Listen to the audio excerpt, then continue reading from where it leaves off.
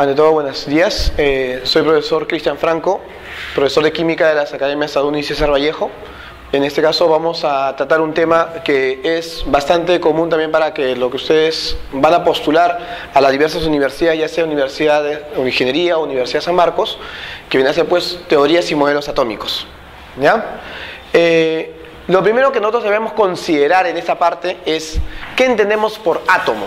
¿Lo recuerdan? A ver, ¿qué entendemos por átomo?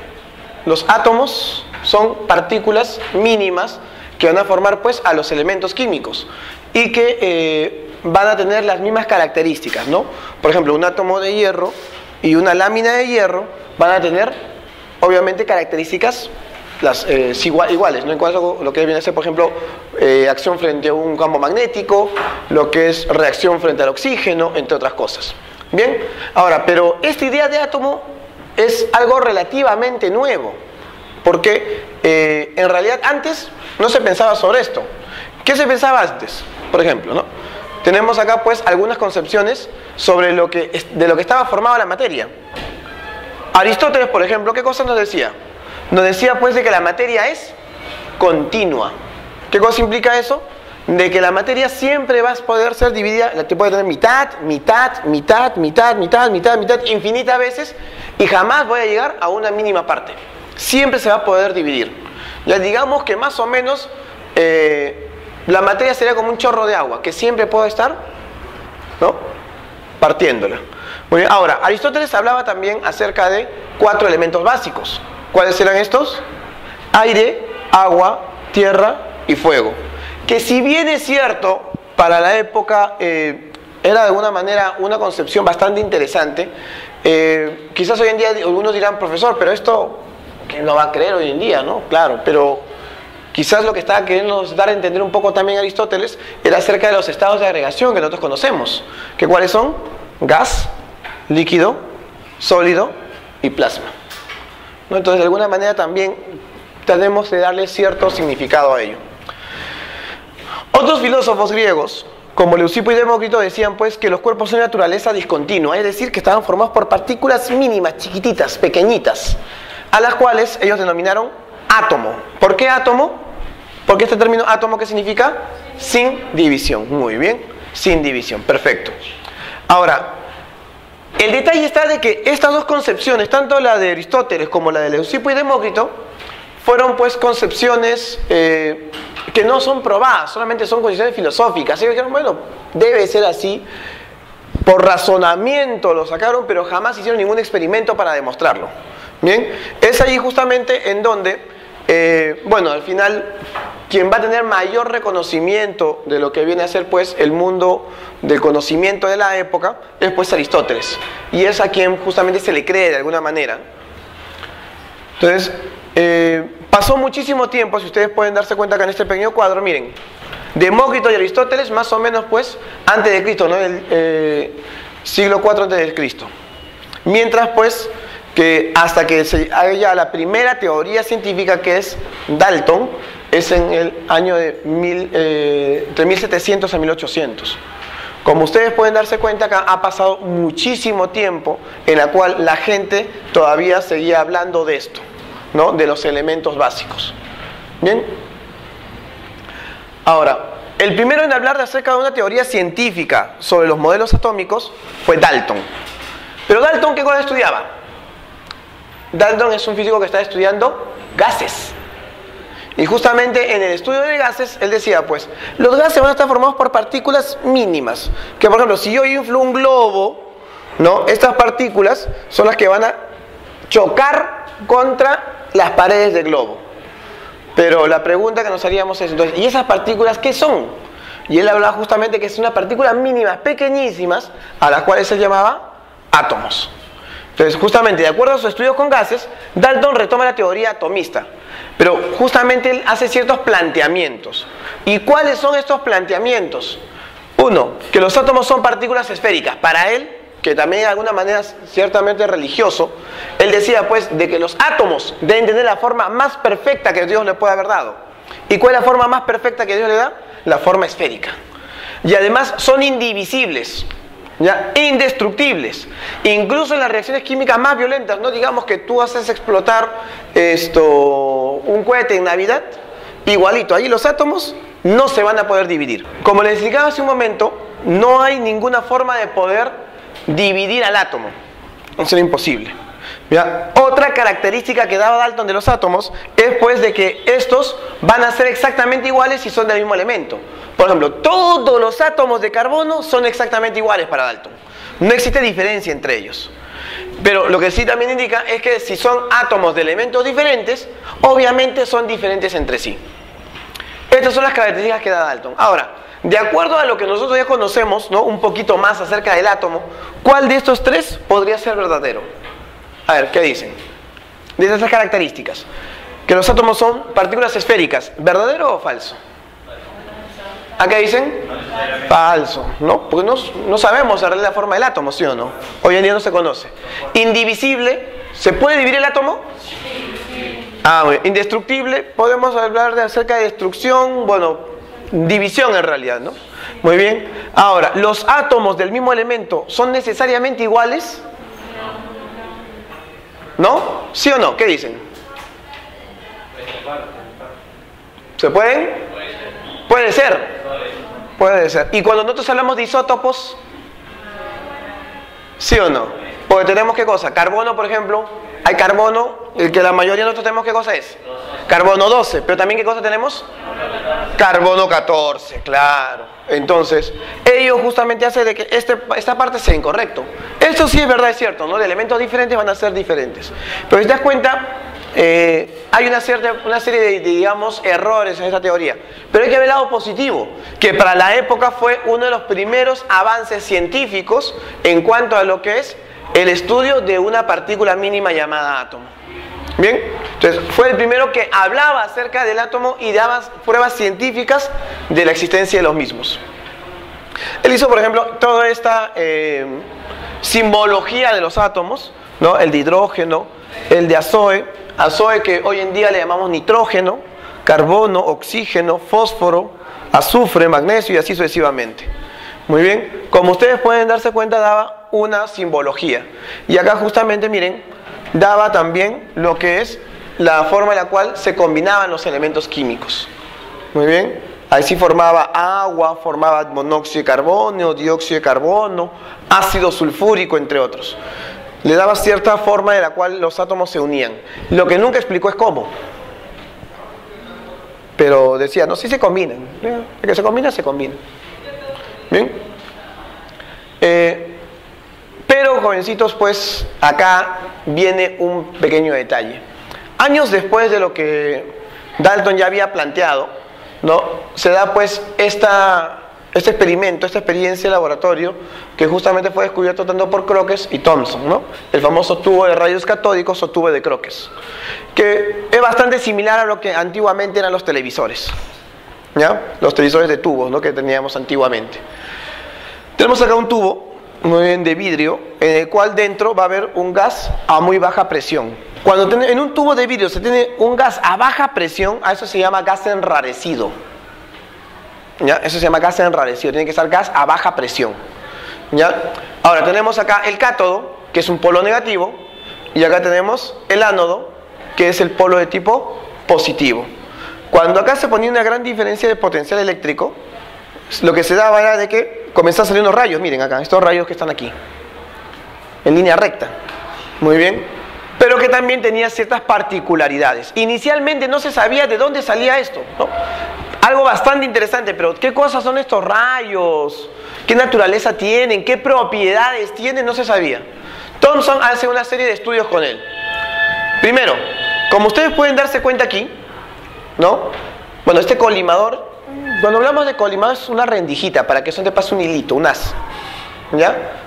Pasan los rayos catódicos, muy bien, y van a pasar en línea recta, viajan en línea recta. Esa es la primera característica. Otra característica es, por ejemplo, ¿no?, acá se ponía esto de aquí, que viene a ser, jovencitos, pues una lámina en forma de cruz. ¿Y qué pasaba? Dejaba una sombra. Esto, jovencitos, es pues una de las pruebas de que los rayos que salían de acá viajaban en línea recta, porque dejaban una sombra. Lo mismo que la luz, pues, ¿no? La luz, ¿cómo viaja? En línea recta y deja una sombra. ¿Está bien?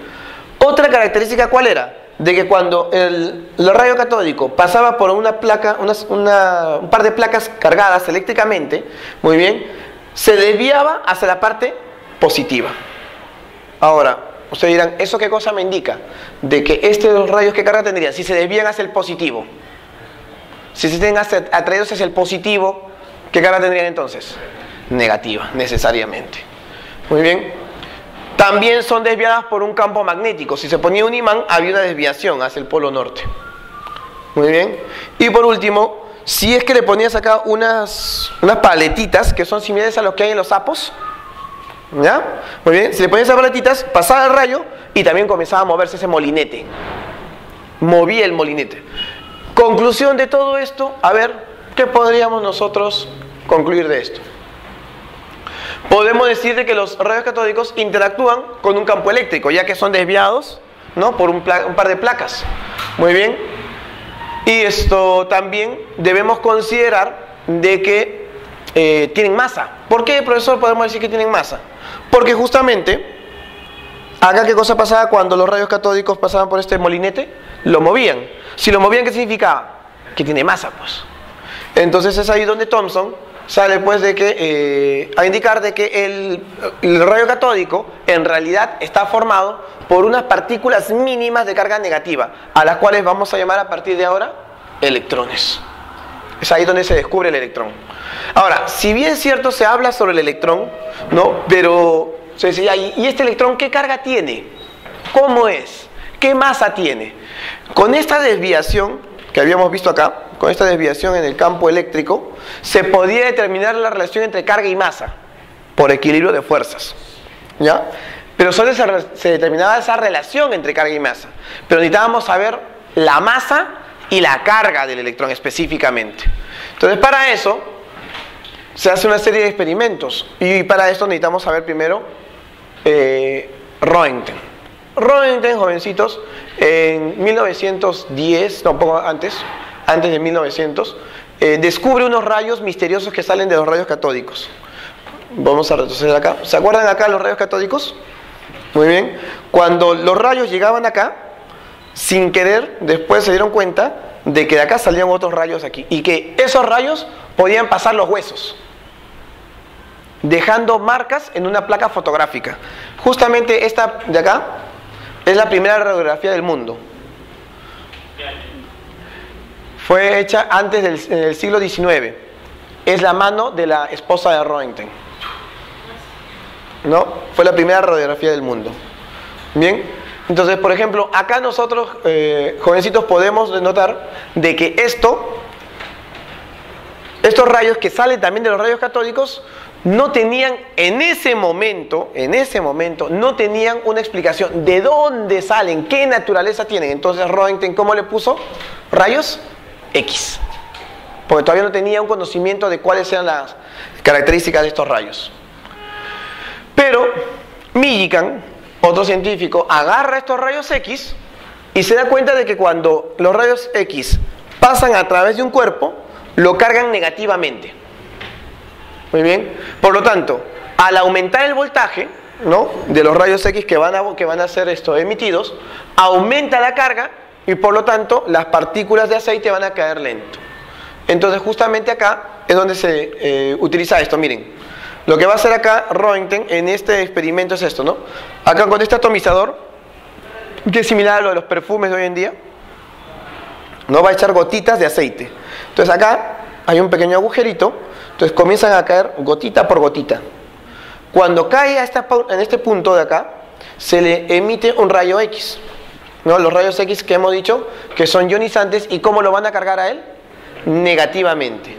Entonces acá se pone dos placas, esta es negativa y esta es positiva. Entonces acá hay una fuerza de gravedad de la gota, pero también ¿qué cosa va a haber? Como él es negativo y él también esta gota va a estar cargada negativamente, se repelen, muy bien, se repelen. Entonces ¿qué va a pasar? Va a generar una fuerza eléctrica hacia arriba.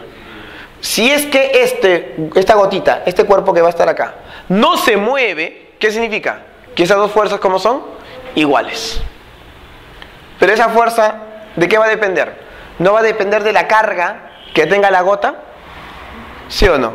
Entonces Millikan repite este experimento varias veces. Y tras la repetición de esto, saca pues de que el electrón va a tener una carga específica. Muy bien. Entonces ya habíamos determinado la relación entre la carga y la masa del electrón, ¿no? Que era en este caso 1,759 por 10 a la 11 coulombs por cada kilogramo. Muy bien. Ahora, la relación esto de acá, no, del hidrógeno, era 2000 veces mayor de las partículas. Por lo tanto, esto significa de que esta relación carga-masa era muchísimo mayor. ¿Qué significa esto? De que en una partícula más pequeña hay la misma carga incluso, ¿no? Bien, entonces, estas partículas tienen una característica bastante interesante, de que en cualquier cuerpo que tú ponías acá en los rayos catódicos, que nosotros recordamos acá, si tú acá, por ejemplo, en estos rayos catódicos, tú ponías cromo, salían rayos catódicos. Si ponías magnesio, salían rayos catódicos. Si ponías acá aluminio, salían rayos catódicos. Conclusión, estos rayos catódicos salen en todo tipo de material. Pero hemos dicho que los rayos catódicos, según todo el estudio, están formados por partículas llamadas electrones. Por lo tanto, ¿cuál sería la deducción que sacamos de ello? Que si los rayos catódicos salen de todo tipo de material y los rayos catódicos están formados por electrones, entonces los electrones están en todo tipo de material. Bien, pero también hay otra conclusión más, de que los electrones pueden salir de los átomos que están formando ese material. Por lo tanto, lo que decía Dalton, de que el átomo era indestructible, no es cierto. Porque estamos de alguna manera separando, pues. Estamos dividiendo al átomo, sacando una parte, que son los electrones, de la otra. Entonces es ahí donde justamente Thomson, muy bien, dice, ¿no? Los átomos son partículas esféricas, macizas, de carga positiva, donde se encuentran los electrones incrustados, a lo sumo deben tener movimiento de vibración. Entonces esto más o menos es lo que nosotros conocemos comúnmente con el nombre de budín de pasas.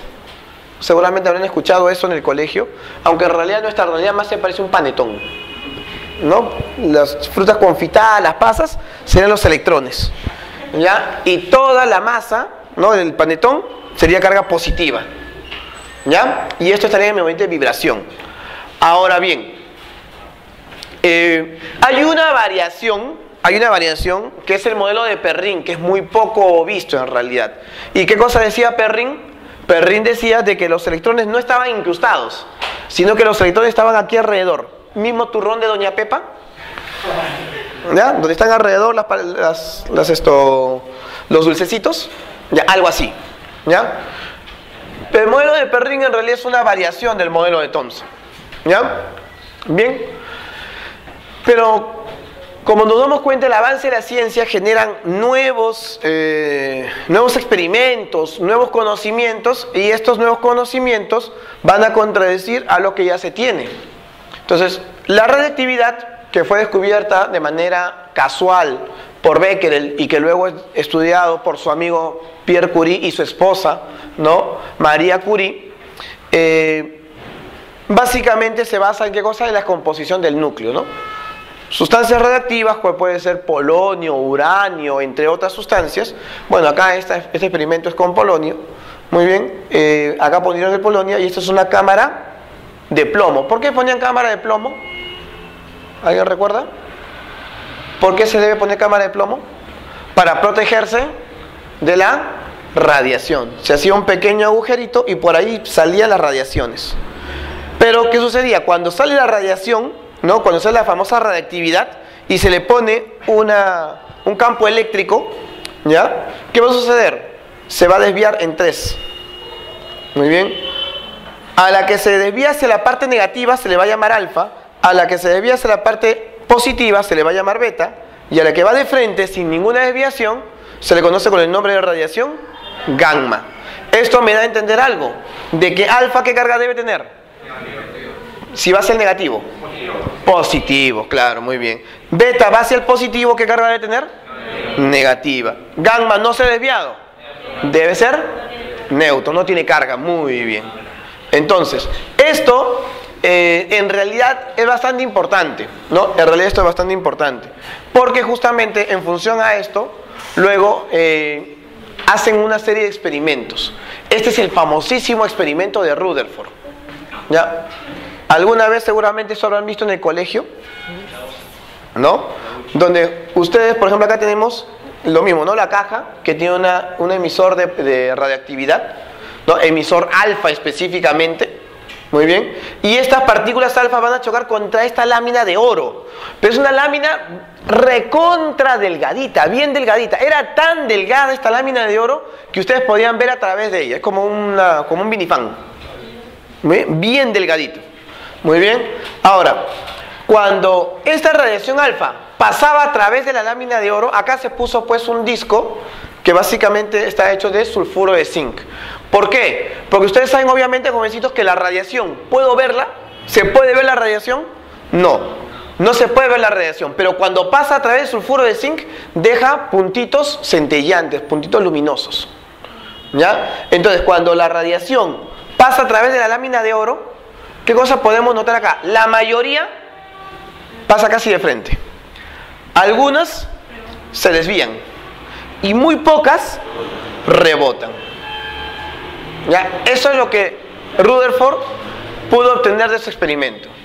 Ahora, la pregunta es, ¿qué creen ustedes que esperaba Rutherford como resultado del experimento? ¿Ah? ¿Que ninguna radiación alfa pase?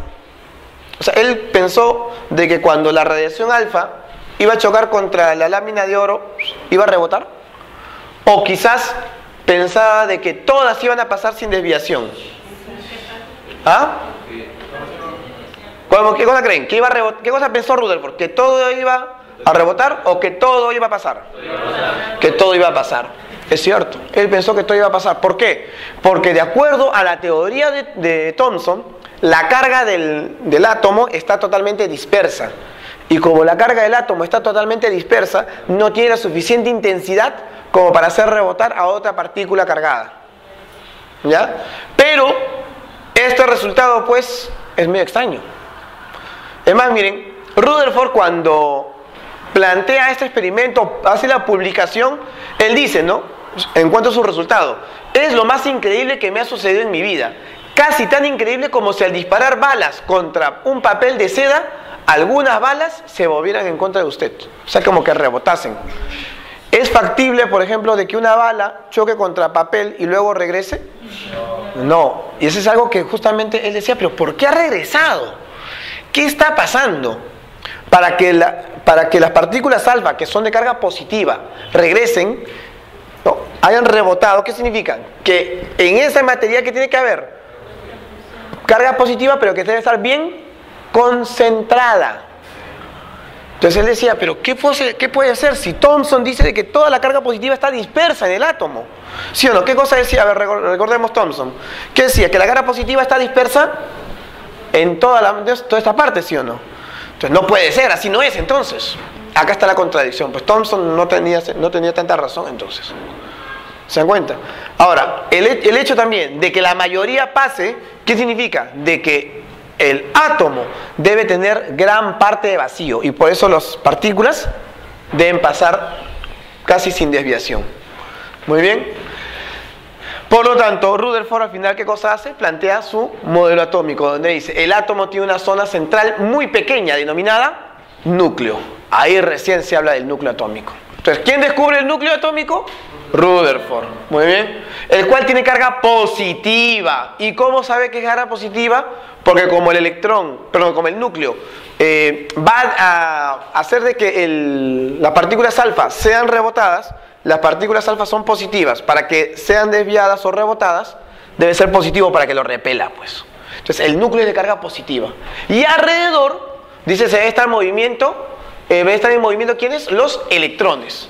¿No? Ahora, él dice de que este átomo, su modelo atómico, va a ser similar al de un modelo atómico planetario, ¿no? Como los planetas giran alrededor del Sol.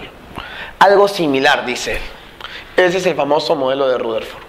Bueno, acá justamente tenemos la explicación que él daba, ¿no?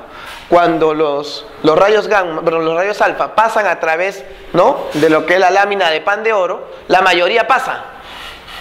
Algunas se desvían y otras rebotan. Entonces, ¿qué cosa dice él? Ah, bueno, las que pasan son las que están pasando. Este, mira, núcleo, y alrededor, la parte blanca son donde están moviéndose los electrones. Entonces, los que pasan de frente, ¿qué son? Los que van a pasar a través de la parte vacía. Los que se van a desviar son los que pasan cerca al núcleo, ¿ya? Cuando que van a pasar cerca al núcleo. Y justamente debido a las interacciones hay una desviación. Por ejemplo, acá, no, mira, pasa él cerca al núcleo, ¿qué sucede? Positivo y positivo, ¿qué sucede? Se repele. Entonces, por eso una desviación.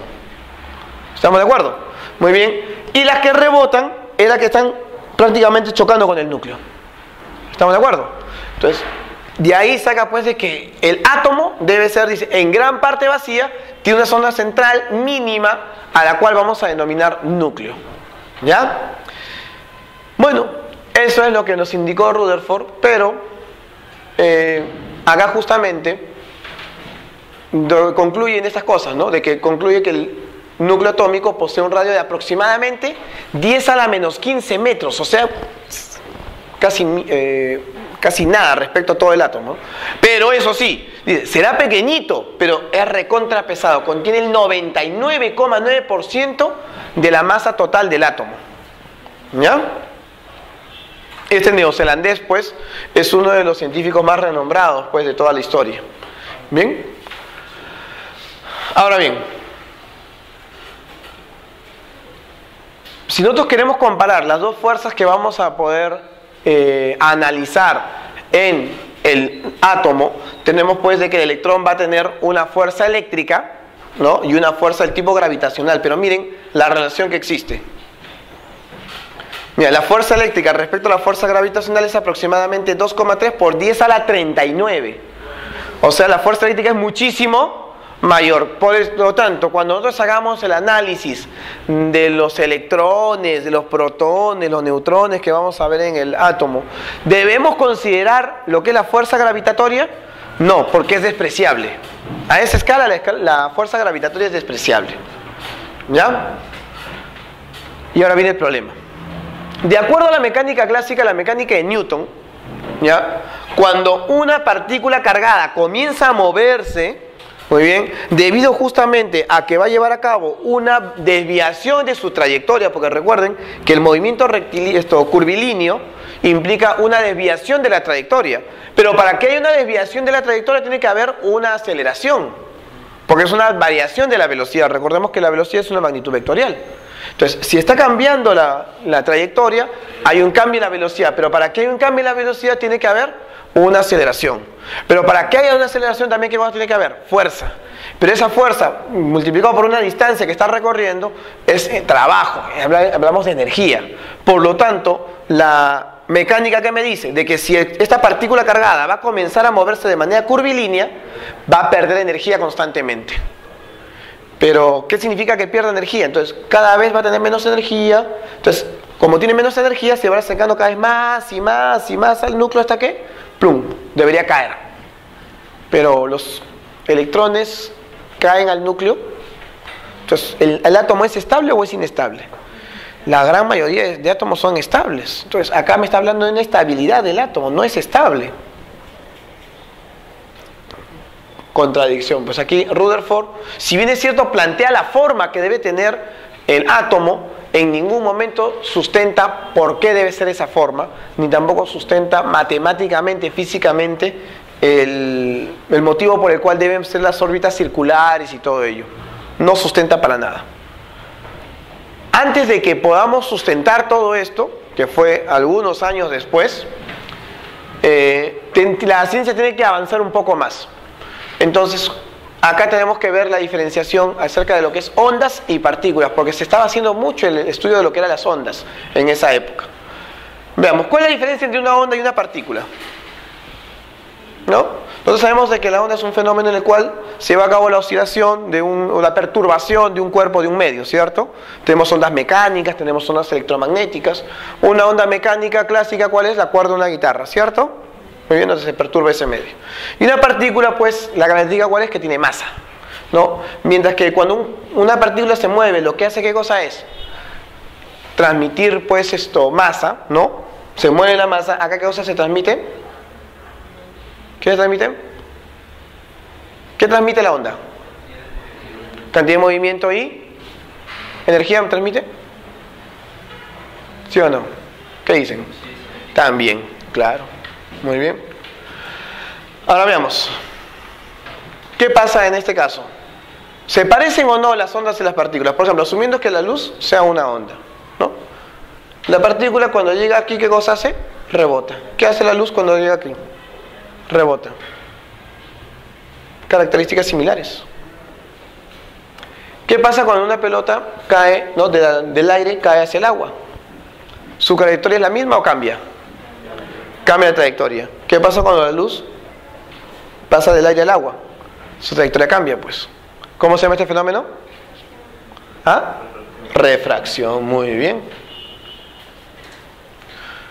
Viendo estas características, Newton, ¿qué decía? Bueno, si ustedes se dan cuenta, la luz tiene comportamiento bastante similar a una partícula. Por lo tanto, ¿él qué cosa dice? Yo creo que la luz es un fenómeno corpuscular, o sea que la luz está formada por pequeñas cositas, partículas chiquititas, chiquititas, ¿no? Mínimas, ¿no? Sí, básicas. Muy bien. Ahora, él, por ejemplo, decía de que los fenómenos de refracción correspondían a la variación de una reflexión clásica, lo que habíamos visto hace un momento. Muy bien. Justamente recuerden de que Newton fue el que descompuso la luz blanca en lo que nosotros conocemos con el nombre de los colores básicos, ¿no? Muy bien. Del todo mal no estaba, pero bueno. Huygens, por otro lado, él dice, no. La luz no son partículas, no. Es una onda nada más. Es un fenómeno ondulatorio. Muy bien. Y justamente él habla acerca de esto en su fenómeno Tratado de la Luz, del año 1690. Muy bien. Entonces, ¿y él en qué se basaba? Justamente en lo que es la difracción, ¿no? Cuando una haz de luz pasaba a través de una rendija muy delgadita, se difracta, ¿no? Lleva a cabo esta diferenciación de las longitudes de onda. Muy bien. Años más adelante, también justamente Max Planck habla acerca de lo que es el cuerpo negro. ¿Y qué cosa dice? ¿No? El cuerpo negro es como una caja que absorbe toda la radiación que llega. Por ejemplo, tenemos un trozo de hierro. ¿Qué pasa con ese hierro cuando nosotros le ponemos a la luz? ¿Siempre va a reflejar toda la luz o absorbe también? Absorbe. Si le damos calor, la absorbe. Entonces justamente se dice, eso es un cuerpo negro. Muy bien. Va a absorber, ¿no?, toda la radiación que le llega. Muy bien. Pero también él justamente dice que los experimentos en los cuales él hace, ¿no? Max Planck, pues estamos hablando del año 1900 en Alemania, ¿no? Él llega a determinar pues de que la energía está cuantizada. O sea, la energía que es emitida o absorbida por un cuerpo negro, como podría ser un trozo de hierro, un trozo de carbón, entre otros, bien, van a ser absorbidos en paquetes mínimos, a las cuales él llama cuantos. Y la energía que va a tener cada paquetito, cada cuanto, ¿a qué va a ser igual? Va a ser proporcional a lo que viene a ser la frecuencia de la onda que va a generar a su alrededor. Profe, total, ¿pero son paquetes o son ondas? Aquí ya Planck habla de un doble comportamiento de alguna manera. ¿Por qué? Él dice lo siguiente: la energía se va a transmitir en paquetes chiquititos. Ya, digamos que si nosotros tuviésemos, vamos a utilizar acá la pizarra, ¿muy bien? Si nosotros tuviésemos aquí, ¿no?, una linterna, digamos. Muy bien. Y esta linterna va a transmitir una cantidad de luz, ¿no? Acá este es el haz de luz que transmite. Si nosotros pudiésemos ver acá, muy bien, veríamos ¿qué cosa? Pequeños paquetitos de energía, a los cuales él llama cuantos. Estos son los llamados cuantos. ¿Ya? Ahora, este cuanto se mueve de manera recta. Pero ¿qué sucede? Cuando el cuanto de luz comienza a moverse, ¿qué cosa hace? El campo electromagnético en el cual nosotros estamos comienza a ondularse. La idea más o menos es como que que el campo electromagnético fuese un estanque que contiene agua. Imaginemos eso, ¿ya? Y el cuanto de luz es una piedra que cae en ese estanque. ¿Qué sucede? ¿Qué pasa con el agua? Comienza a ondularse, va y viene. ¿Pero cómo se mueve la piedra? de manera rectilínea. Lo mismo va a pasar acá. O sea, esto se va a mover de manera recta. ¿Pero qué cosa hace cuando se mueve? Ondula el campo. El campo electromagnético es el que se mueve. Ahora dígame, por ejemplo, en el caso que le estoy poniendo la analogía del estanque y de la piedra, mientras mayor masa tenga la piedra, va a generar una mayor perturbación, ¿sí o no? ¿La frecuencia de la onda será mayor o será menor? ¿Qué dicen? Mayor. Perfecto. Entonces, acá también dice lo mismo. Mientras más energía tenga este cuanto, ¿qué va a suceder? La frecuencia de la perturbación, la frecuencia de la onda, será mayor. Por lo tanto, ¿qué decimos? Que la energía que tiene cada uno de estos paquetitos va a ser proporcional ¿a qué cosa? A la frecuencia. Entonces, como no se puede medir de manera directa la cantidad de energía que hay en cada cuanto, ¿qué hace? Mejor mido la perturbación. Mientras más perturbe el campo electromagnético, más energía tiene este cuanto. Y justamente es ahí donde saca esta famosa ecuación, ¿no? De que la energía de cada uno de esos cuantos o fotones, ¿a qué va a ser proporcional? A la frecuencia de la onda que se genera alrededor, ¿no? De la perturbación del campo electromagnético. Para que nosotros esta proporcionalidad se convierta en igualdad, necesitamos una constante de proporcionalidad. Y esa es la famosa constante de Planck. Muy bien, que vale, bueno, 6,62 por 10 a la menos 34 joules por segundo. Bien. En esta parte, jovencitos, justamente es donde él explica esto, pero bueno, tal y como está planteado su teoría cuántica, que hasta ahí revolucionó, y es más, cuando saca esta teoría, él mismo no estaba seguro de lo que estaba haciendo, porque él decía, bueno, yo planteo esto, pero sería bueno que se investigue un poco más, ¿no? Porque él no estaba muy seguro en realidad de esto. Años más adelante, mira, esto lo plantea en el año de 1900, ¿ya? En 1905, ¿ya? Einstein agarra un fenómeno que se conocía en ese momento, que es el llamado efecto fotoeléctrico. ¿Qué es el efecto fotoeléctrico? No digamos que acá tenemos un panel solar, aunque en realidad él trabajaba con estas superficies metálicas bien pulimentadas. Muy bien, acá tenemos pues un emisor de luz, bien, y tenemos un amperímetro. ¿El amperímetro qué cosa va a medir? ¿No? ¿Lo que cosa va a medir? La corriente que pasa. ¿Estamos de acuerdo? Entonces cuando él prende la luz, ¿qué sucede? ¿Esta luz qué cosa hace? Según la teoría cuántica, ¿qué debe hacer? Debe botar fotones, ¿sí o no? ¿Esos fotones qué cosa transmiten? Energía aquí. ¿Y esa energía qué hace? Hace que los electrones salgan, ¿ya? Y cuando los electrones salen, generan cargas positivas y también cargas negativas que están moviéndose. Eso es corriente eléctrica. Y esa corriente eléctrica va a ser, justamente, como ustedes pueden darse cuenta, va a ser medida por este amperímetro. Mira, cuando estaba acá, 0, y cuando prendemos la luz, ya tiene un valor diferente de 0. ¿Está bien? Ahora, Einstein, ¿qué dice, no? Que para que el electrón salga, para que el electrón sea libre, ¿ya? Muy bien. La energía que le va a dar el cuanto, que le va a transmitir el cuanto de luz, debe ser mínimamente igual a esta energía, de acá esta variación de energía. Muy bien, la energía del cuanto que va a incidir sobre el metal, debe ser igual a la energía que necesita para ser libre. Y mientras más energía tenga el cuanto, mejor. ¿Por qué? Porque primero lo saca del metal, y luego ¿qué hace? Le da energía para que comience a moverse, lo transforma en energía cinética. Muy bien. Y acá justamente en realidad lo que hace Einstein con esto, con todo esto, ¿qué cosa es? Demuestra que la teoría de Planck era correcta. Él demuestra eso. Y justamente por ello se le da el premio Nobel en 1921 por la demostración del efecto fotoeléctrico, utilizando la teoría cuántica de Planck. Muy bien, justamente acá pues este es uno de los documentos de la época en la cual él presentaba la explicación de lo que viene a ser pues el efecto fotoeléctrico. Y es ahí donde él dice, ya no van a estos cuantos, cuando son de luz, cuando son cuantos de luz, él le llama fotones. El término fotón justamente fue acuñado por Einstein. Bien. Por lo tanto, vamos a tener ahora una serie de radiaciones electromagnéticas que justamente van a tener como base, ¿qué cosa viene a ser? Su frecuencia. Recuerden, a mayor frecuencia que va a tener, de acuerdo a la teoría cuántica, mayor energía. Y tenemos pues las siguientes, mira, tenemos las ondas de radio, mira, las AM, FM, las microondas, que también sirven justamente para transmisión de imágenes. ¿Y R qué significa? Infrarrojas. Mira, esta pequeña porción del espectro visible es lo que nosotros podemos percibir con nuestros ojos. Una cantidad mínima en realidad. Ultravioleta, lo que acá está son rayos X, y estos son los rayos gamma.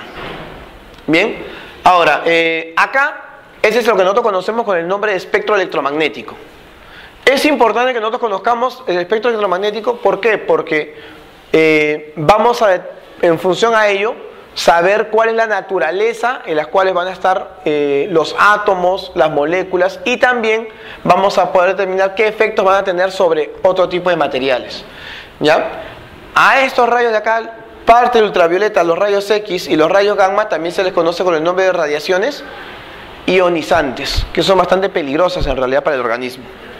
Muy bien. Vamos a ver, vamos a hablar acerca de las radiaciones ionizantes primero. ¿Cuál era la de mayor energía? ¿Se acuerdan acá? En esto acá. Mayor energía, mayor frecuencia. Rayos gamma, ¿sí o no? Los rayos gamma, así es. Ahora veamos. Son las de mayor frecuencia. Muy bien. ¿Cuál es el origen? El reordenamiento de partículas en núcleos energéticos. O sea, cuando en el núcleo, tú sabes que el núcleo está formado por una serie de partículas, ¿no? Que más adelante también vamos a hablar en algún momento de protones, neutrones y todos ellos. Cuando estas partículas se reordenan para ser un poco más estables, cuando se reordenan, ¿qué sucede? Liberan energía. ¿Y esa energía cómo se va a denominar? Rayos gamma. Muy bien. Ahora, son importantes estas radiaciones, ¿por qué? Porque se puede utilizar en muchas aplicaciones, ¿no? Por ejemplo, tenemos lo que es tratamiento contra el cáncer, calibración de instrumentos, tenemos pues medición de espesores, gammagrafías que también se pueden hacer al organismo. Muy bien. Por ejemplo, ¿no? Acá podemos notar de que si hacemos la comparación entre lo que es la radiación, ¿no? Alfa, beta, ¿no? Gamma y X, por ejemplo, la gamma es la que tiene un mayor poder de penetración entre ellas. Los neutrones también, bueno, también hay las neutografías que vamos a ver más adelante. Pero miren, los rayos gamma pueden pasar a través de tu mano, ¿no? Por eso es muy peligroso, porque pasan a través de las células y pueden generar incluso mutaciones. Pueden pasar a través de lo que es una lámina de aluminio, una lámina de plomo, y recién más o menos un espesor de 30 centímetros de concreto la van a detener. Recién ello. ¿Bien? Ahora recordemos justamente de que las radiaciones gamma, según lo que les había indicado hace un momento, tienen mucha incidencia en lo que viene a ser pues las características mutagénicas en las células.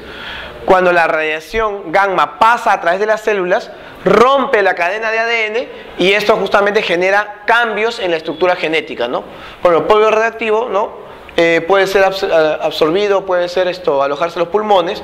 Los rayos gamma pueden generar mutaciones del tipo carcinogénicas, o sea, pueden generar cáncer.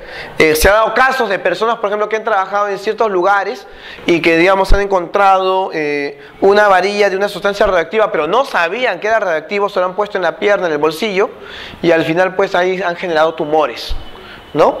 Eso es lo que se da, pues, en esta parte de la radiación gamma, muy peligrosa ella. Los rayos X van a tener menor frecuencia que los rayos gamma y por lo tanto también menos energía. Muy bien. Van a poder tener la capacidad de atravesar los tejidos blandos del cuerpo, pero son detenidos por el tejido óseo, ¿no? Los huesos. Muy bien. Entonces por eso justamente cuando te sacan una radiografía puedes ver la parte de los huesos y todo eso, pero lo que ves tejido blando un poco difícil, ¿no? Los rayos X surgen de fenómenos extranucleares. Muy bien. Producidos justamente por efecto cascada o también desviaciones electrónicas. ¿Cómo es esto de las desviaciones electrónicas o efecto cascada? Bueno, si nos asumimos de que este es el núcleo del átomo y acá tenemos niveles, muy bien, acá sabemos que están los electrones moviéndose, ¿no? Moviéndose en diversos, ¿no? Niveles de energía nosotros conocemos, ¿no? Entonces, por ejemplo, cuando se hace el tubo de rayos catódicos, viene un electrón y choca con él. Al chocar, ¿qué sucede? Se va. Entonces, ¿qué sucede? Acá baja. ¿Y al bajar qué cosa hace? libera energía. Esto que se libera es X. Pero acá deja un espacio vacío. Este baja y también libera energía. También es rayo X. Luego, ¿qué hace él? Baja también y libera energía. Como ustedes cuentan, sale uno y comienza a bajar varios. Ese es el efecto cascada. ¿Se cuenta? Entonces, ese efecto cascada justamente son los que van a generar los rayos X. Bien. Los rayos X son también radiaciones ionizantes, por eso deben ser utilizadas en baja proporción en el organismo. Tú no te puedes sacar al año, pues, no 10, 20 radiografías, no, solamente unas cantidades específicas. ¿Ya? Pero no lo que podemos hacer acá, ¿no? Cuando una persona, por ejemplo, para saber si una persona tiene cálculos, ¿qué es? Le toman rayos X. ¿No? Si por ejemplo acá salen pequeñas piedritas, ¿no? Pequeños puntitos, es porque esas son las piedritas que pueden estar en el riñón. ¿Bien? Acá también está la radiografía, ¿no? Por ejemplo acá es un anillo de compromiso y esto no va a poder, no puede pasar a través de esto, los rayos X no pueden pasar a través de este anillo, ¿no? La ultravioleta, ¿no? Son ligeramente más energéticas que las de luz visible, muy bien, y esta radiación es la parte de la luz del sol que provoca quemaduras, ¿no? Cuando nuestro cuerpo recibe radiación del tipo ultravioleta, nos avisa.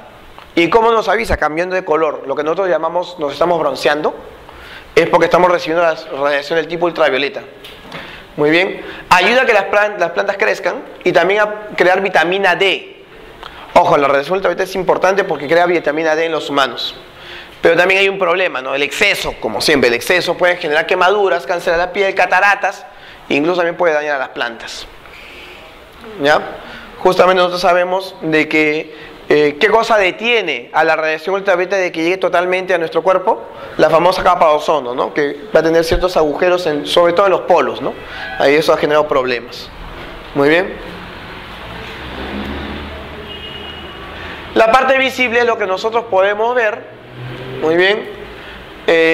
Ahora, incluye todos los colores del arco iris, los cuales cuando se combinan dan origen a la luz blanca, ¿no? Las frecuencias más bajas de la luz visible, muy bien, se perciben como rojas y los de más alta frecuencia se perciben como violetas. Van en ese rango, ¿no? Los de menos energía, rojo, los de más energía, violeta. Y acá, por ejemplo, tenemos, ¿no? Lo que nosotros conocemos acá, el arco iris, ahí tiene los colores. Ahora, ¿cuántos colores son?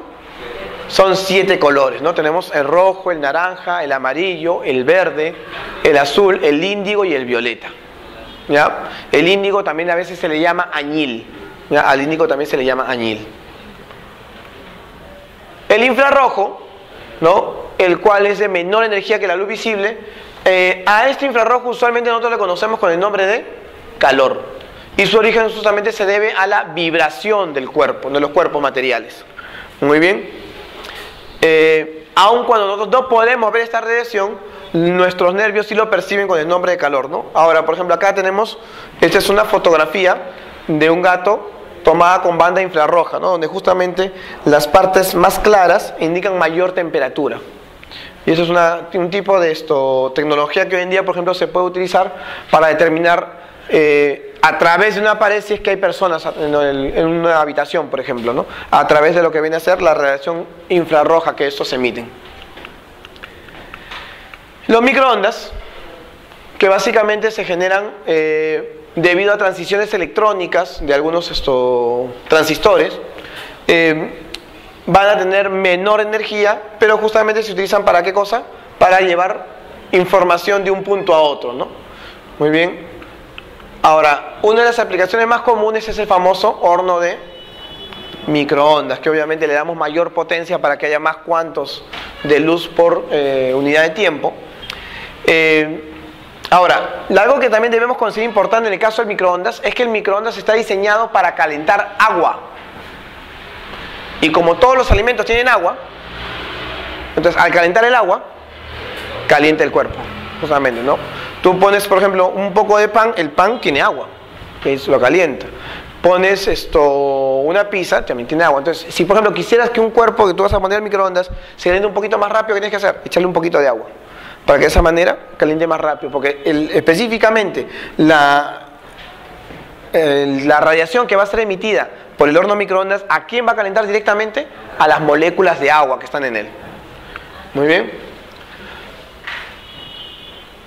Muy bien. Entonces, por ejemplo, un plato vacío no se va a calentar. Tú pones un plato de porcelana vacío, no se calienta. ¿Por qué? Porque el plato no tiene agua. Así de sencillo. ¿Se encuentran? Finalmente, las ondas de radio, que también, ¿no?, van a ser generadas por radiaciones electromagnéticas. Ahora, en este caso recuerden de que las antenas lo que hacen, ¿qué cosa es? Es inducir en este conductor eléctrico el movimiento de carga eléctrica.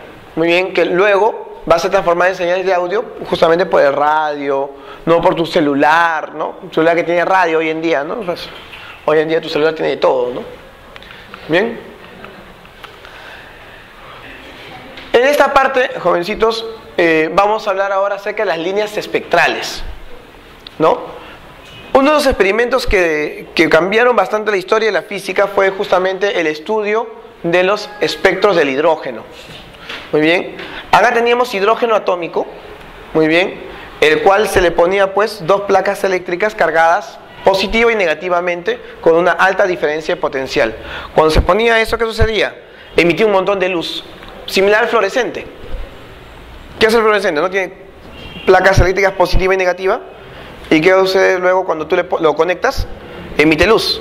Algo similar tenía acá, ¿no? Hidrógeno atómico a baja presión emite luz y esa luz va a pasar por una rendija para que son de paso delgadito, luego pasa a través de un prisma y el prisma, ¿qué hace? Lo separa, pero lo separa en unas líneas específicas.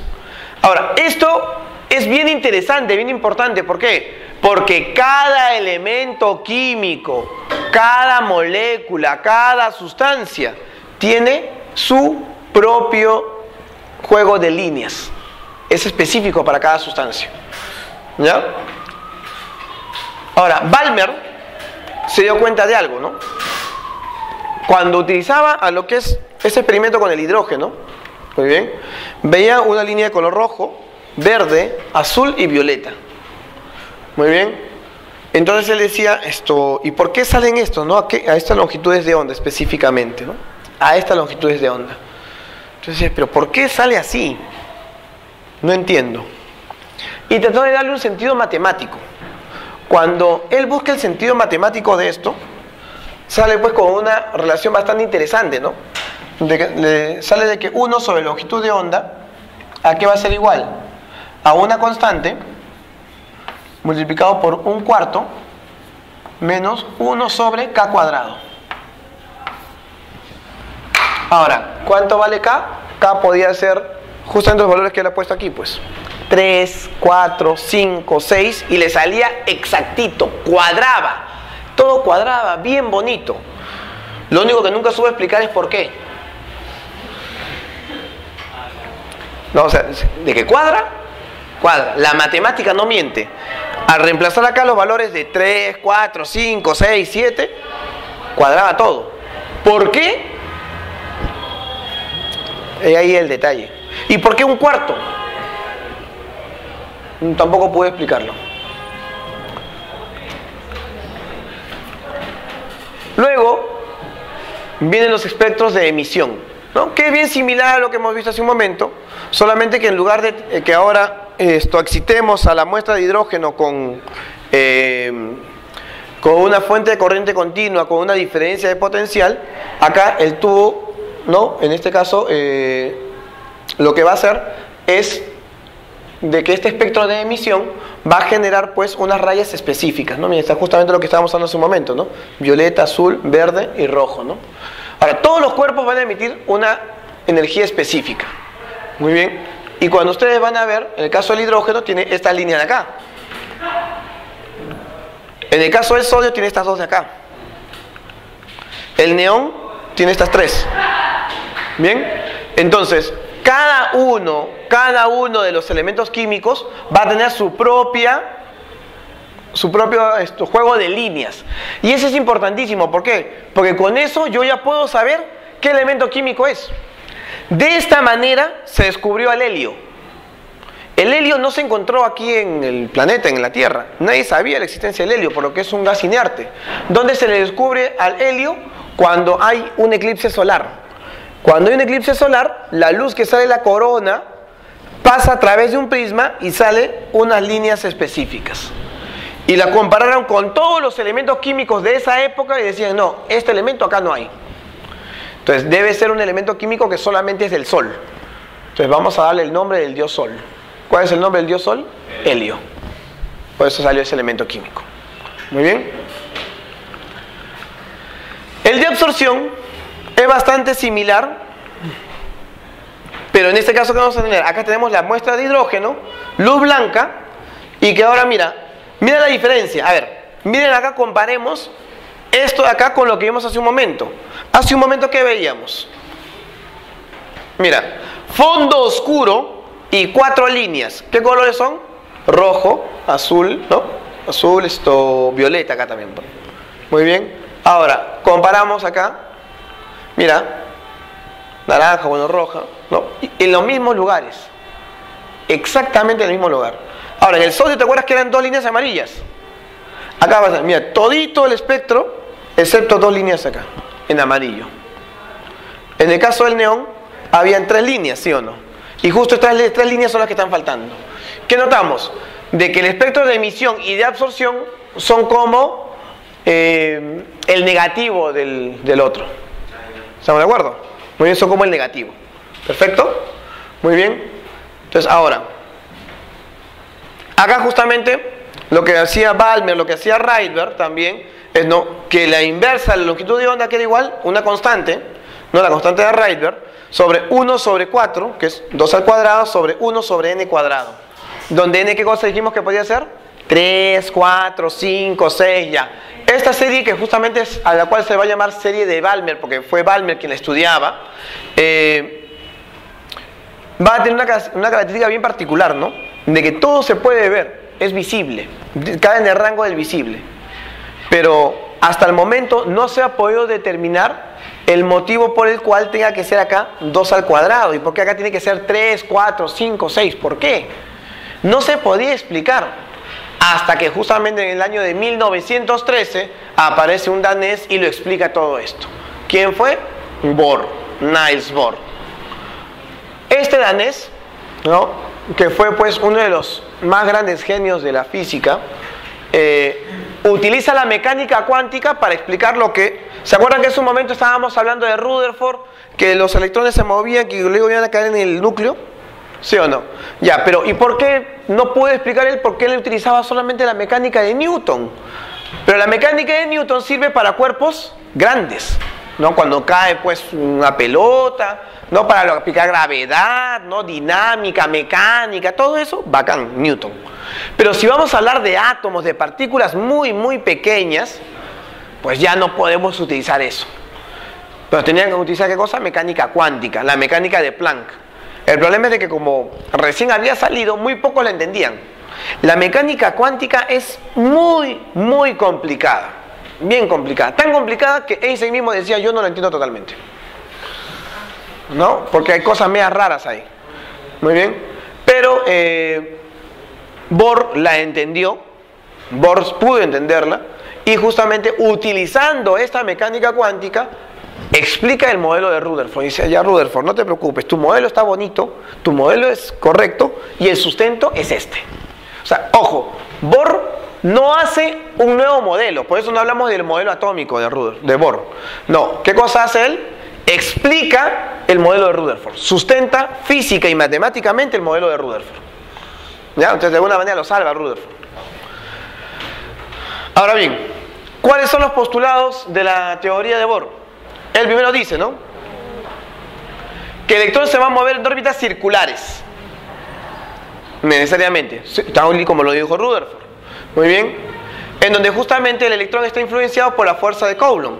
Muy bien. Y esa fuerza de Coulomb, ¿a qué va a ser igual? Según nosotros lo que nosotros conocemos en electrostática. Muy bien. La fuerza coulombica, ¿qué va a ser igual? Una constante por el producto de cargas, ¿no? Asumimos que la carga del electrón es E. Pero como hablamos del hidrógeno, si el electrón tiene una carga de menos E, ¿esto cómo sería? Más E, ¿cierto? Muy bien, entonces sería E por E. Muy bien. Sobre, ¿qué cosa? La distancia, en este caso sería radio, pues. ¿Cierto? El radio al cuadrado. Muy bien. Ahora, acá tenemos que tener en cuenta algo bastante importante. Y es lo siguiente, ¿no? Que esta de acá, esta fuerza, ¿a qué va a ser igual al final? Como es una fuerza radial, nosotros sabemos en física que la suma de fuerzas radiales, nosotros ¿cómo le llamamos a eso? Fuerza centrípeta. ¿Y la fuerza centrípeta qué cosa va a ser igual? Masa por velocidad cuadrado sobre el radio, ¿cierto? Entonces, la constante eléctrica por E cuadrado sobre R cuadrado debe ser igual a ello, ¿no? De aquí justamente sacamos una expresión matemática. Muy bien. Ahora, segundo postulado.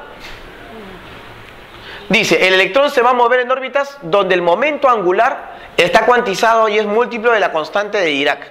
Acá la cosa se complica para Bohr. ¿Por qué?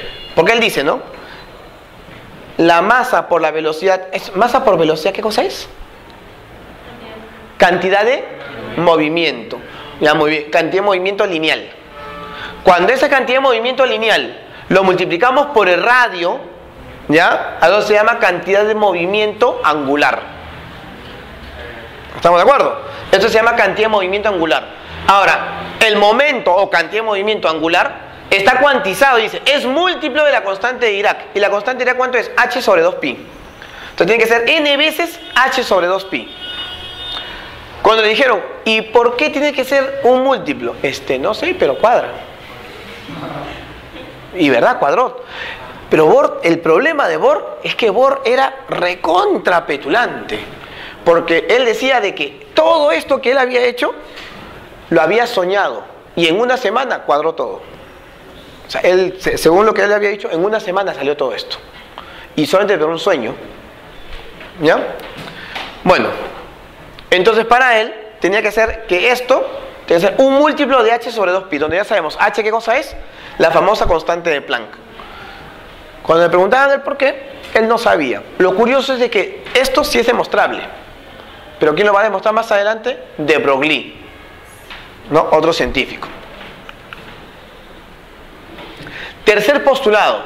Dice, el electrón mientras se encuentre en su órbita no gana ni pierde energía. ¿Cuál era el problema de Rutherford? Que cuando el electrón se movía, ¿qué hacía? Perdía energía, ¿sí o no? Pero él dice, no. Mientras el electrón se encuentre en su órbita, ya sea el nivel 2, nivel 3, nivel 4, ¿ya? La energía que tiene va a ser fija, es específica. Y mientras esté en ese nivel, no gana ni pierde. ¿Por qué? Porque dice, porque la distancia con el núcleo, ¿cómo va a ser? Constante. Si está a la misma distancia, no gana ni pierde energía. Su energía va a ser la misma siempre. Muy bien. Entonces, la energía está cuantizada. Y ahí justamente donde utiliza la mecánica cuántica, pues. Ahora, pero digamos, según lo que hemos visto acá, por ejemplo, ¿no? En los diversos niveles, ¿qué podemos decir? Mira, en el nivel 1, la energía que va a tener el electrón es de menos 21,8 julios por átomo, ¿no? Ahora, bueno, 10 a la menos 19. Ahora, en el nivel 2 tiene menos 5,4. En el nivel 3, menos 2,7. Como te das cuenta, conforme aumenta el nivel, ¿qué pasa con la energía? Va aumentando. Pero, entonces, ¿qué sucede si es que el electrón quiere pasar de aquí, del nivel 1 al nivel 2? ¿Debe tener más o debe tener menos energía? Debe tener más energía. Pero para tener más energía, entonces, ¿qué tiene que hacer? Tiene que absorberla. Entonces, ¿y eso de dónde la absorbe? Entonces, justamente es ahí donde dice, ¿no? Cuando el electrón salta de un nivel a otro, puede liberar o absorber energía en forma de ¿qué? De fotones. Entonces, por ejemplo acá, si el electrón va a pasar de este nivel hacia acá, cuando salta uno inferior, dime, hacia abajo, ¿tendrá más o tiene menos energía? Menos. Entonces, como de acá digamos que tenía 5 de energía, de acá debe tener 3, ¿qué tiene que hacer cuando salta? Liberar 2, la diferencia. Entonces, acá libera energía. ¿Y esa energía cómo sale? ¿En forma de qué? De un fotón. ¿Ya? ¿Y qué cosa hubiese pasado en el sentido contrario? En el caso contrario, si él quiere pasar de acá hacia acá, tiene que absorber energía. Y esa absorción de energía también es un fotón. Ahora, no importa cuántos niveles salte, perdón. No importa cuántos niveles salte, muy bien, la energía que se va a liberar o absorber por cada salto siempre va a ser un fotón. Por ejemplo, si yo tengo acá, ¿no? Este es el núcleo del átomo. Muy bien. Ahora, el electrón salta de aquí a este lado. ¿Qué hace? ¿Absorbe o libera? ¿Qué dicen ustedes? De aquí, del nivel 1 al nivel 3. Absorbe. ¿Cuántos fotones? 1. Cada salto es un fotón, ya sea liberado o absorbido. ¿Estamos de acuerdo? No importa cuántos niveles sean. ¿Estamos de acuerdo? Cada salto, un fotón. Nada más que uno. Entonces, por ejemplo, si el electrón pasa de acá, del nivel 5 al nivel 2, ¿qué hace? ¿Libera cuánto? Un fotón. ¿Y la energía de ese fotón a qué va a ser igual? A la diferencia de energías. La energía de él menos la energía de él. La diferencia. ¿Estamos de acuerdo? Siempre va a ser eso. Y recuerden que cada salto, ¿qué cosa va a ser? Un fotón. ¿Ya? Cada salto electrónico es un fotón ya sea liberado o absorbido, según sea el caso. ¿Bien? Entonces, por ejemplo, ¿no? Cuando el electrón salta de cualquier nivel hacia el nivel 1, ¿qué hace? Libera un montón de energía, por lo que te das cuenta, mira, del nivel 1 hasta el nivel 2, la energía es bastante diferente. Entonces, cuando salta de cualquier nivel hacia el 1, libera un montón de energía. Y esa energía, como es mucha energía, no la podemos ver, porque es ultravioleta. A esto se le conoce con el nombre de la serie de Lyman. Pero cuando salta de cualquier nivel, del 3, del 4, del 5, hacia el nivel 2, justamente sí se puede ver porque es un rango visible. Y es lo que nosotros llamamos la serie de Balmer.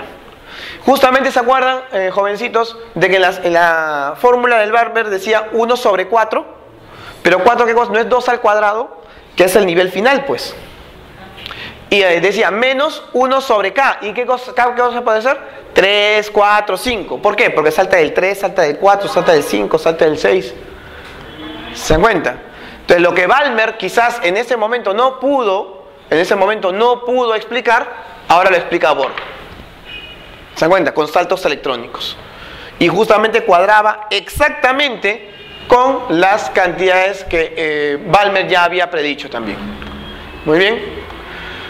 Ahora, también acá, lo bueno del átomo de Bohr es de que él, en función a los cálculos matemáticos que él ha tenido, puede calcular exactamente los radios de cada uno de los niveles. Del primer nivel, del segundo nivel, los calcula.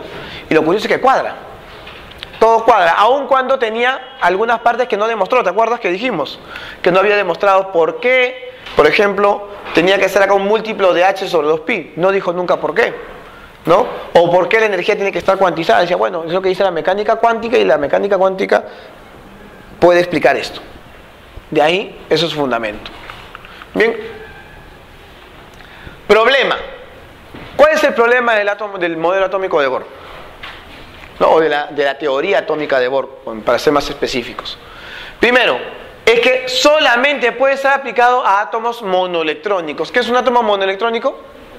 Que tiene un solo electrón. ¿Quiénes son? Hidrógeno o helio cargado positivamente, o también puede ser litio cargado con esto como forma catiónica, más 2. Otro problema que tiene la teoría de Bohr es pues que no explica el efecto Zeeman. ¿Se acuerdan, jovencitos? Pues que ese es el efecto Zeeman. El efecto Zeeman es cuando teníamos esto de acá. Esta de acá. ¿Se acuerdan que nosotros hacíamos pasar a través de lo que era el prisma y salían unas líneas, ¿no? Lo curioso es que cuando esto tú lo ponías con un campo magnético y luego estas líneas se dividían en 2, en 3, en 4, 5, 6. Se dividían en varias. Entonces, ¿y por qué? Bohr no podía explicarlo. Bohr no supo en ningún momento explicarlo. Muy bien. Ahora, luego se hizo el efecto Stark.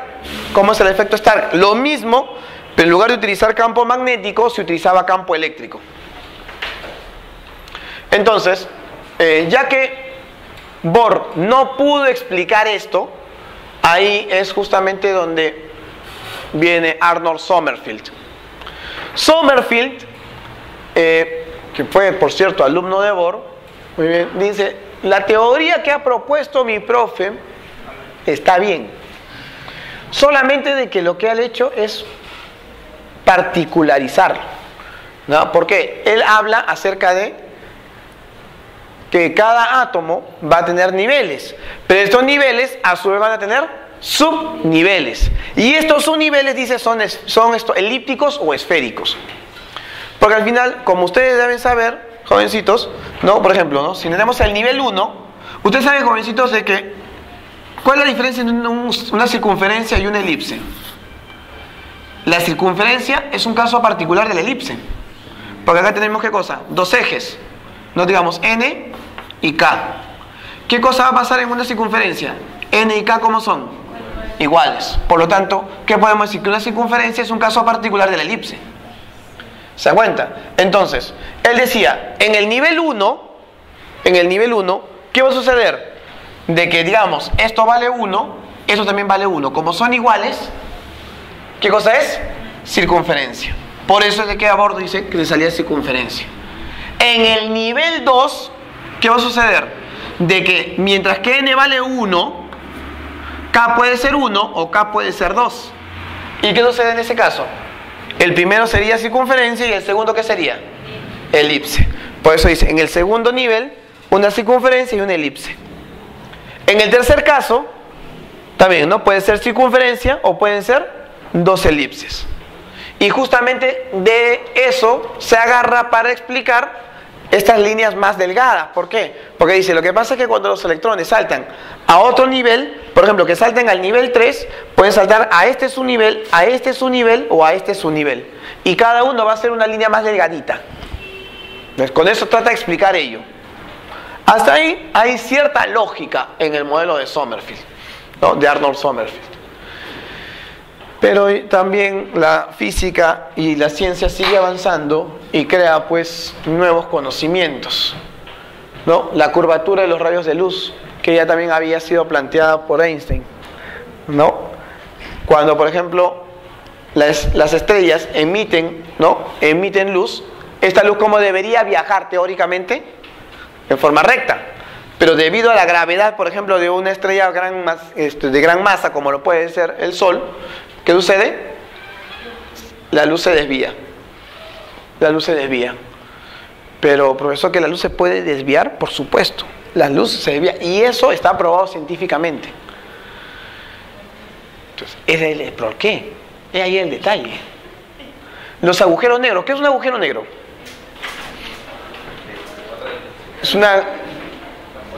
Es una estrella de gran masa, pero de un tamaño muy pequeño, que como tiene un gran campo gravitacional, ¿qué hace? Atrae todo, incluso a la luz. Entonces la luz es atraída. Pero veamos, el campo gravitacional, que yo sepa, atrae masas. ¿Sí o no? ¿La luz tiene masa? Pero es atraída por esta estrella. Entonces debe tener masa. ¿Sí o no? Entonces justamente, ahora, otra cosa aquí, bastante interesante, el efecto Compton. ¿Qué es el efecto Compton? Imaginemos que tenemos acá un electrón moviéndose. Que está moviéndose de manera rectilínea, ¿no? O digamos de esta manera. Entonces, este electrón se está moviendo de esta manera. ¿Y qué va a pasar? Viene un fotón y choca con él. ¿Ya qué sucede? El electrón cambia de trayectoria. Pero, a ver, para que este cuerpo corpuscular, porque el electrón tiene una masa chiquita, pero tiene masa, cambie su trayectoria, ¿con qué debe chocar? Con otro cuerpo que también tenga masa, pues. Pero el fotón tiene masa. Entonces, acá es la cosa que comienza a entender, pero ¿tiene masa o no tiene masa? Porque lo único que decía Planck, ¿qué cosa era? De que la energía está en forma de ¿qué cosa? De paquetitos. ¿Pero en paquetitos de qué cosa? De energía. En ningún momento habló de masa. Justamente ahí tenemos pues, ¿qué cosa al final es la luz entonces? Huygens, ¿qué decía? Es una onda. ¿Qué decía Newton? Es una partícula. Al final, ¿qué dice? ¿Qué dice Einstein? A veces es luz, pero a veces es onda y a veces es partícula. Dependiendo de cómo tú quieras trabajarlo. ¿Ya? Y ahí justamente es donde viene Louis de Broglie, ¿Y de Broglie qué cosa dice? ¿Qué cosa nos dice de Broglie? De Broglie nos dice pues de que todo cuerpo tiene doble comportamiento, de onda y de partícula. Muy bien, o sea, las ondas pueden comportarse como partículas, o sea, como si tuviesen masa, sí. Y las masas, los cuerpos corpusculares, las partículas, ¿pueden comportarse como si fuesen ondas? También. Muy bien. Entonces acá dice, ¿no? Yo creo que la onda y la partícula se relacionan íntimamente, ¿no? O sea, tienen doble comportamiento. ¿Ya? Acá, justamente, algo que también debemos considerar es que si bien es cierto de Broglie plantea de que hay un doble comportamiento de onda y de partícula, luego viene Bohr y le dice, oye, un ratito, tú puedes tener toda la razón del mundo en esto, pero hay un pequeño detalle. Lo que tú dices es cierto, siempre y cuando sea en ciertos instantes o bajo ciertos modelos. O sea, un cuerpo puede ser onda y puede ser partícula, sí, pero nunca al mismo tiempo. A eso le llama Bohr el principio de complementariedad. O sea, puede ser onda, puede ser partícula, sí, pero nunca los dos al mismo tiempo. O uno o lo otro, pero no los dos al mismo tiempo. ¿Está bien? Ahora, ¿se acuerdan, jovencitos, de que había un postulado que Bohr no había demostrado? Que era justamente en el cual él decía pues de que el momento angular tenía que ser un múltiplo, ¿no? Entonces vamos a ver. Acá tenemos lo siguiente. Núcleo, electrón moviéndose. Muy bien. Ahora, ¿qué cosa dice de Broglie? De Broglie dice de que este electrón, al moverse, también puede comportarse como onda. Y si se puede comportar como onda, entonces debe tener este comportamiento alrededor, ¿sí o no? Pero, ¿qué va a pasar, jovencitos? Que si se va a mover como onda, entonces esa onda debe estar cerrada, pues. ¿Por qué? Porque si no se cierra, en cierto momento puede ser interferencia destructiva. Y si es una interferencia destructiva, se cancela. Y no puede darse ello. O sea, tiene que estar cerrada así la onda. Por lo tanto, ¿qué podemos decir? Tú sabes de que esto de acá, desde este punto a este punto, ¿cómo se llama? Longitud de onda. Por lo tanto, entonces, la longitud y la circunferencia que describe el electrón no debe ser un múltiplo entero de la longitud de onda. ¿Sí o no? ¿De qué podemos decir? De acuerdo a esto, de que la longitud de la circunferencia, ¿a qué debe ser igual? N veces la longitud de onda. ¿Hasta ahí estamos de acuerdo? Muy bien. La longitud de la circunferencia, ¿cómo la vamos a calcular? ¿Cómo es longitud de circunferencia? ¿No es 2pi por r? Ya, 2pi por r. ¿Y eso qué va a ser igual? N veces la longitud de onda. A ver, saquemos la longitud de onda de la ecuación de Broglie. ¿A qué será igual? H sobre cantidad de movimiento. Masa por velocidad, muy bien. Entonces, ¿eso a qué sería igual? Entonces, H sobre masa por velocidad. Ahora, esto pasa para acá y esto pasa para acá. ¿Qué me queda? Que masa por velocidad por el radio, ¿a qué va a ser igual? N veces H sobre 2pi. Esto no era constante de Dirac, que justamente había dicho Bohr. Y este es el momento angular. Ya pues, lo que dijo Bohr ahora se demuestra. Muy bien. Entonces, esto es justamente lo que Bohr no pudo demostrar en su momento, lo demuestra pues de Broglie. Heisenberg, uno de los alumnos favoritos de Bohr, ¿no? Habla también acerca de esto, ¿no? Y dice, pues, es posible medir con exactitud, exactamente, precisamente, la posición y la velocidad de la partícula en movimiento. Él dice, no. Es como, por ejemplo, ¿no? Imagínense que tuviésemos una persona que está esquiando, ¿no? Cuesta abajo, ¿no? Por un nevado. Muy bien. Entonces, ¿qué va a pasar en ese caso? Si esta persona quisiera saber en dónde está, ¿qué tendría que hacer? Para saber exactamente en dónde está. Detenerse. Pero si se detiene, ya no sabe su velocidad, pues. Entonces, sabe su posición, pero no sabe su velocidad. Y si quiere saber su velocidad, ¿qué tiene que hacer? Seguir bajando y tomar, pues, el tiempo en varios puntos. Pero el problema es de que como su posición va variando, nunca va a saber en qué posición específica se encuentra. Entonces, puede saber su velocidad, pero no puede saber su posición. Y hace un momento sabía su posición, pero no sabía su velocidad. O sea, ¿qué cosa dice Heisenberg con esto? De que para el electrón va a pasar lo mismo. Cuando el electrón se mueve alrededor, ¿no? Cuando el electrón se mueve alrededor del átomo, del núcleo en el átomo, no se puede saber ni su posición ni su velocidad simultáneamente. O bien uno, o bien lo otro. Por lo tanto, los modelos que hemos visto hasta el momento, todos están equivocados. ¿Por qué? Porque en el modelo de Bohr, sí, yo sé que es un poco contradictorio. En el modelo de Bohr, en el modelo de Sommerfeld, ¿qué me dice? ¿El electrón cómo se mueve? ¿De esta manera? ¿Sí o no? Si se mueve de esta manera, ¿qué podemos decir? Yo puedo saber dónde está el electrón. ¿Pero qué dice Heisenberg? No se puede saber, pues. Entonces, esto está en contra de la incertidumbre de Heisenberg. ¿Se dan cuenta? Por eso es de que, si bien es cierto, estos modelos atómicos han ayudado a la comprensión de lo que es el comportamiento de la materia. Hoy en día pues se habla de un nuevo modelo, ¿cierto? En la cual no se puede saber posiciones ni mediciones exactas. Heisenberg dice de que cuando tú quieres conocer algo, cuando tú quieres medir algo, lo estás cambiando. Por lo tanto, al cambiarlo, vas a medir otra cosa, que no es lo que tú querías medir inicialmente. Por ejemplo, ¿no? Si yo quisiera, por ejemplo, medir la longitud de este aparato de acá, agarro una regla, pero mire, al momento en el cual lo agarro, ¿qué va a pasar? Le estoy transmitiendo calor. Y al transmitirle calor, ¿qué sucede? Esto se dilata. Y al dilatarse, ya no va a medir lo que medí inicialmente. Por lo tanto, lo estoy variando. Lo que voy a medir ya no era lo que iba a medir inicialmente. Entonces, siempre cuando yo quiera medir algo, lo cambio. Y ese cambio genera justamente que hay una incertidumbre, un error en la medición. Por lo tanto, todos los modelos que nosotros podamos pensar, imaginar, modelar, ¿no? Deben tener en cuenta de que la posición no puede ser exacta. Y justamente es el error que se ha cometido hasta el momento, ¿no? Entonces, incertidumbre. ¿Qué cosa me dice Heisenberg? Heisenberg dice pues de que no se puede conocer la velocidad, que justamente es el momentum, ni la posición del electrón al mismo tiempo. Siempre va a haber errores. Y miren, acá este producto, ¿no?, es prácticamente constante, digamos.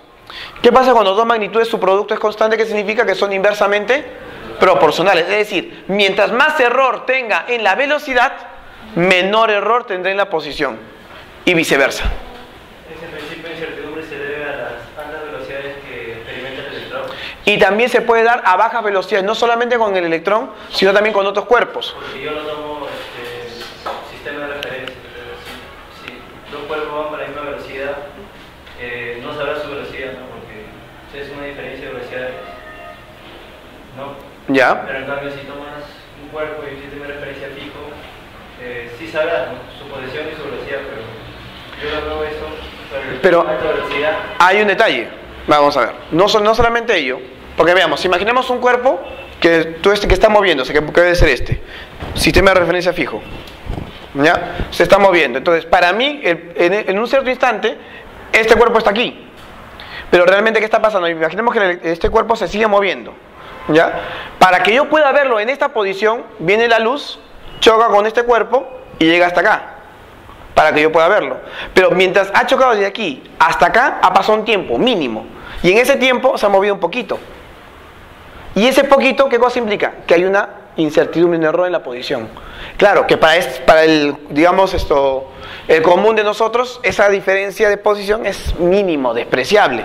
Claro, si hablamos a nivel de lo que es un carro que se mueve, si hablamos de lo que es una pelota que estamos lanzando, ¿no?, de fútbol. Pero si, por ejemplo, hablamos de un electrón, como tú dices, ¿no?, para la distancia que recorre el electrón, esa diferencia de posición sí es considerable. Entonces se debe tener en cuenta, ¿ya? Entonces es importante también tener en cuenta eso, de que justamente acá va a depender de otro factor, que es la masa. Y a menor masa, más incertidumbre, ¿ya? A menor masa, más incertidumbre. Bien, entonces eso es justamente lo que planteaba Heisenberg. Pero bueno, si bien es cierto, Heisenberg fue uno de los alumnos y uno de los favoritos de Bohr, había otro, Schrödinger, que por cierto los dos estaban celosos, ¿no?, entre sí.